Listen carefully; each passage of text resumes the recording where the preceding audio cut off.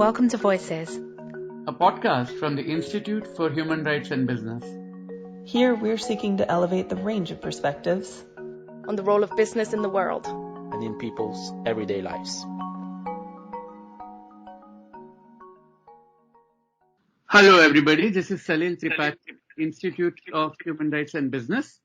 And I'm speaking today with Mary Lawlor. Mary Lawlor has recently been appointed as the Special Rapporteur within the UN system, which is one of the special procedures at the UN for human rights defenders, basically to look at the situation of human rights defenders. She comes with a very distinguished line of work in this area, one of the founders, and she started up Frontline Defenders, which is a human rights organization which has done enormous amount of work for defending human rights defenders in very difficult situation. And much before that, Mary, you and I were colleagues at Amnesty. That is our past. So Yes. Lovely to talk to you today. Thank you, Salil. Lovely to be talking to you too.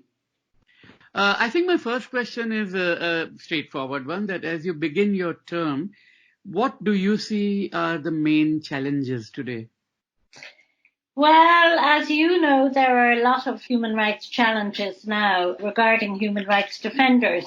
The areas that I'm going to prioritise are, first of all, rural and marginalised human rights defenders, people who aren't connected to the UN or who are isolated. And these can be people, women human rights defenders, LGBTI human rights defenders who are children, and human rights defenders with disabilities, and those working on the rights of migrants, and those, as I said, in very remote areas. And I would hope that, for example, when I go and hopefully in the coming years meet with some of these defenders, that I can meet with them in their place of work rather than have all the meetings in the capital cities. Another area is long-term prisoners, human rights defenders who have been given very long terms up to life imprisonment and who are stuck there. And the reason for this is because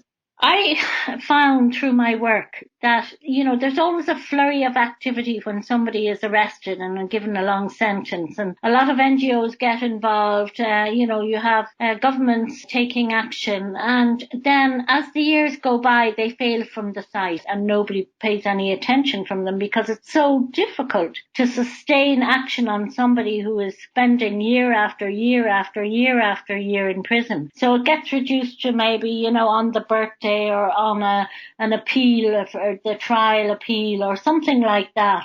So to be honest, I don't know how we're going to do this, but I really want to concentrate on people like Abdulhadi Al-Khwaja in Bahrain, or Asimjan Askarov, who has a life sentence in Kyrgyzstan, and his very last appeal following the intervention of the Human Rights Committee to the Supreme Court failed last week. And there are 3 women in Iran, for example. One of them, Nasrin Sotoudeh, has a sentence that if she's doing 12 years, but if she added up all the years for all the charges that they have brought against her, it would be 38 years. And then there's another young woman who's just 30 and she's serving a 10-year sentence. So it's an area that I think is a difficult area because nobody knows what to do, but I'm hoping that over time we'll come up with some more ideas.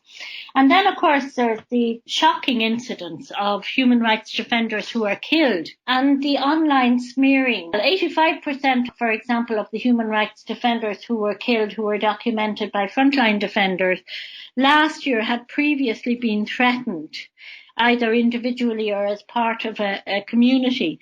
And these online smears and threats, they set human rights defenders up for attack, and they lead then to an increase in hostility towards them, intimidation, physical attack, and sometimes then killing.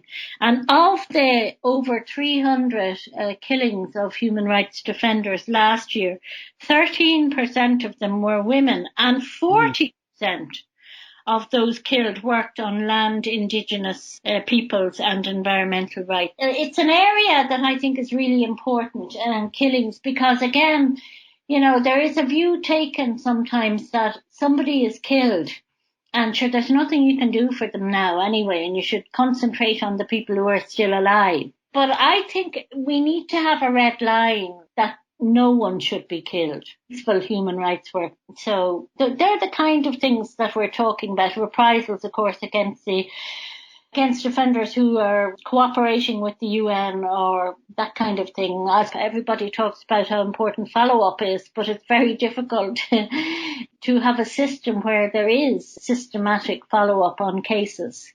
No, absolutely. But we also are at a very peculiar transition point in history, in the sense that, we have taken for granted the international architecture of human rights and so on. And war on terror, of course, was one major setback in terms of rolling back of freedoms.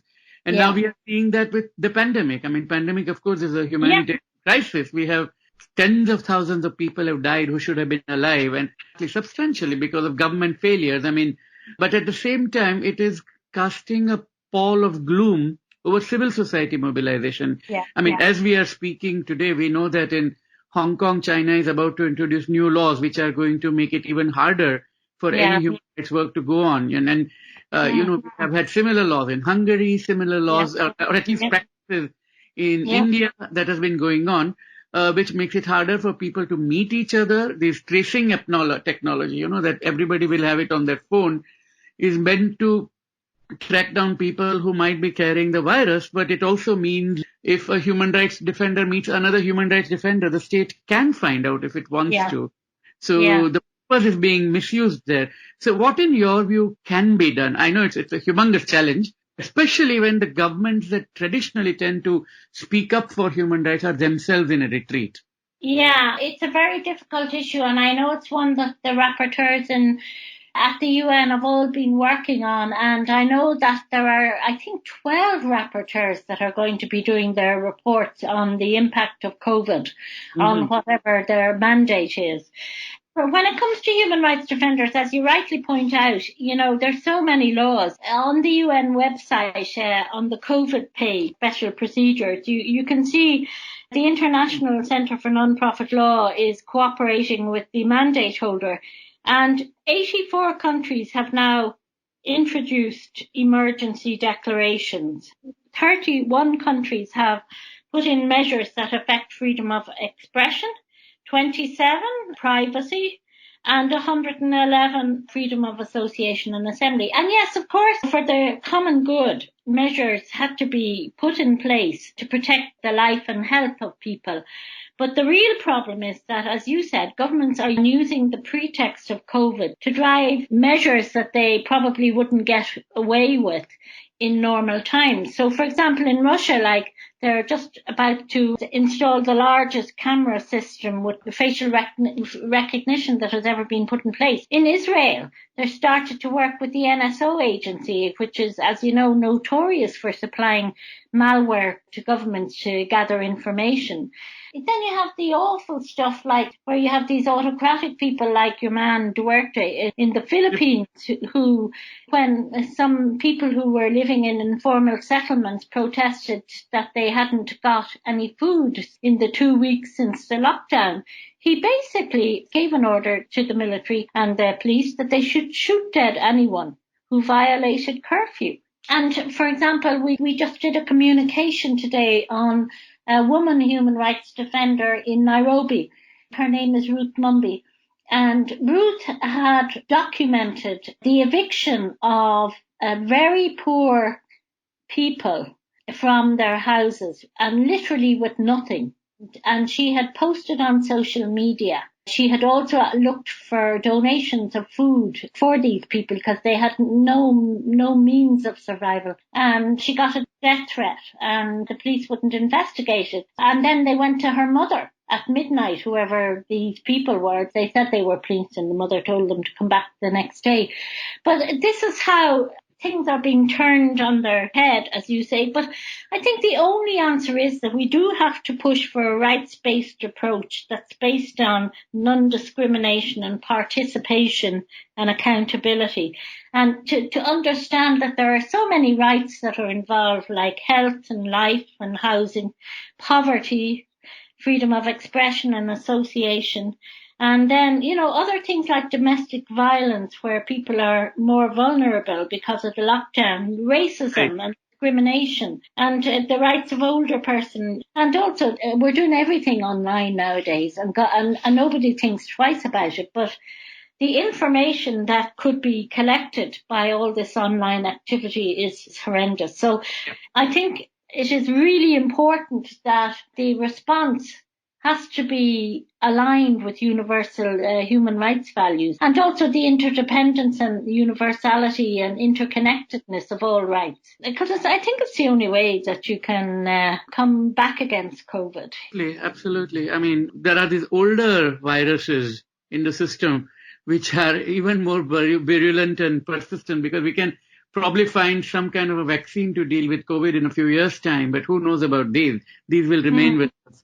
Now, which brings me to an older story, and which of course you're very familiar with, and since we are the Institute of Human Rights and Business, is that in 2015 was the 20th anniversary of the execution of the Ogoni 9, and at that time we at the Institute for Human Rights and Business had published a report with frontline defenders, in fact, and civil rights defenders, which outlined the landmark cases and provided some recommendations of what can be done, such as, not attending trials and not having slap cases and not filing criminal defamation suits and all that. Since then, of course, the International Service for Human Rights has published guidance, and Michel Frost, your predecessor, has also made some communications in that regard. UN Working Group is also looking at the issue. So the idea of business and human rights defenders having some common interests doesn't seem as outrageous as it appeared. So what are the 2 or 3, it doesn't have to be 2 or 3, it could be just 1 or it could be 5, you would like businesses to do to make the world a safer place for human rights defenders? Well, I don't think it's rocket science. I think, first of all, business have to get free informed consent from the communities that are affected by their operations. There has to be participation. They can't just come in and decide what they want to do without taking the situation of the communities that they are affecting into consideration and to get their consent.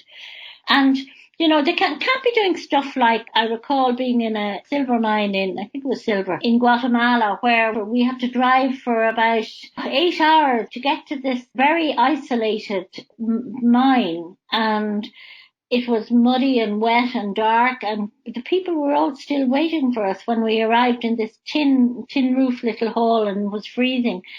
And one of the things that struck me was how isolated they were.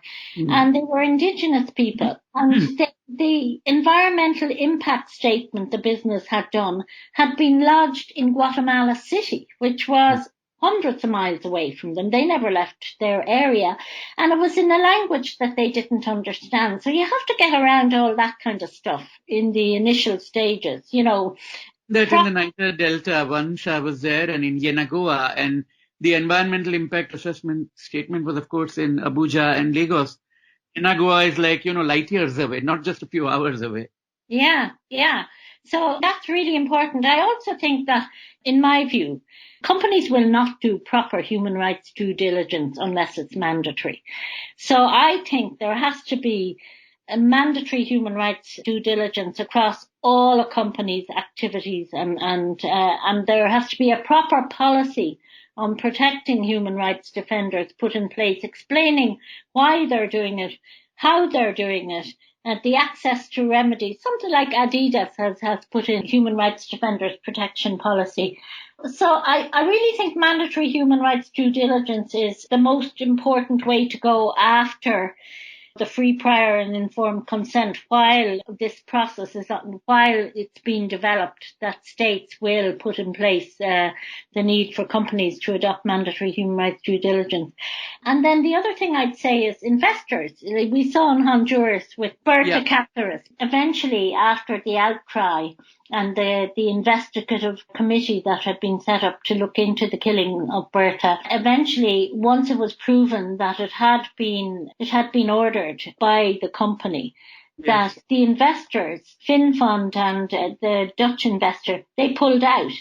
So I think that there has to be more truck when it comes to investors. They can't be investing in bad behavior. They really have to do a risk assessment of the country that they're investing in and the actual project they're investing in, and to make sure that there is an enabling environment for human rights defenders there. Now, and my final question kind of combines the last two things we spoke about, which is that given that human rights defenders are increasingly being characterized by governments as anti-national or, not patriotic, and the state-centric nature within the UN itself, which doesn't make it easy to negotiate and deal with governments which are part of the system and in a sense part of the problem, what would you like companies to do to make the essential work of human rights defenders remain unharmed? Do you see possibilities of alliances? Do you see them coming together with a common program such as level playing field of the rule of law and, fair trials? I'm just thinking aloud. Are these options possible? I suppose the first thing, they have to recognize the legitimate work of human rights defenders, and they have to put in place a visibility of human rights defenders and of their work as a group that contribute to civil and justice society and must be protected. And in fact, it's in all their interests to protect these people, because it creates a more sustainable society, and oftentimes it's even less expensive than if you have to deal with negative impacts. The UN is, as you know, there's a draft treaty at the moment being negotiated, and I do think that process needs to become legally binding over time. A lot of these things, they don't immediately, I suppose, they don't. You don't have immediate positive impacts. And for example, when the International Criminal Court was set up, and I know it's mired in a lot of different difficulties, yes, but nobody ever expected that the people who were still alive, who'd been heads of state like Radovan Karadzic, and yesterday there was the arrest of another person who'd been involved in the Rwandan genocide. So it is true that over time, norms and standards do become known. And I think with companies, it's the same as states. You just have to keep plugging away at them. Yeah. And try and get them to behave in a more ethical manner. And the state has to step up and take its responsibility under the UN guiding principles properly as well. I mean, I do think things like the Investor Alliance for Human Rights are very good examples of where investors are coming together, common platform of making sure that human rights is where they invest, human rights are respected and protected. So I think those things, as you say, are good. But, I mean, the whole anti-national stuff about human rights defenders is going to go on, sadly, I think. And you need to come at it every way, as far as I can make out.